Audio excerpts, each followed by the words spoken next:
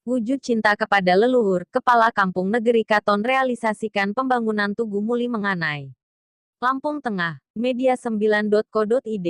Dengan menggunakan dana desa tahun 2020, Kepala Kampung Negeri Katon Kecamatan Selagai Lingga Kabupaten Lampung Tengah merealisasikan pembangunan Tugu Muli Menganai Minakrio Sidang Penate.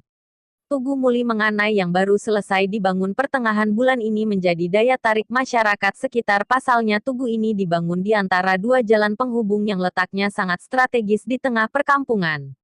Selain letaknya yang strategis, Tugu Muli Menganai ini juga mengandung nilai sejarah yang sangat penting untuk masyarakat Kampung Negeri Katon, di mana nama tugu diambil dari nama leluhur Kampung Negeri Katon yaitu Minakrio Sidang Penate.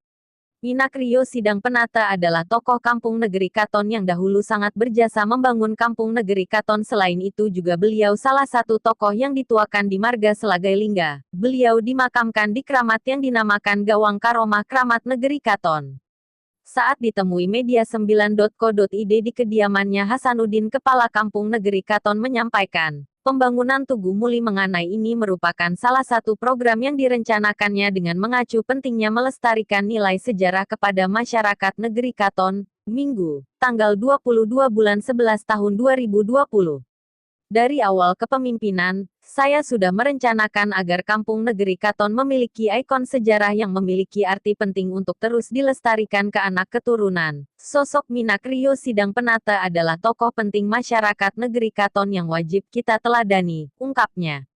Selain itu, Hasanuddin menambahkan, dengan dibangunnya Tugu Muli Menganai ini dapat menambah daya tarik tersendiri bagi masyarakat sekitar, terlebih dapat menarik wisatawan untuk berkunjung ke Kampung Negeri Katon.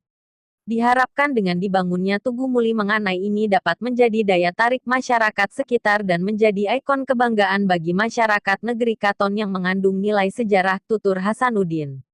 Lebih lanjut, Hasanuddin berpesan kepada masyarakat Negeri Katon untuk selalu menjaga dan merawat tugu ini agar tetap indah dipandang mata, jangan dirusak atau diganggu demi Kampung Negeri Katon yang kita cintai, tutup Hasanuddin.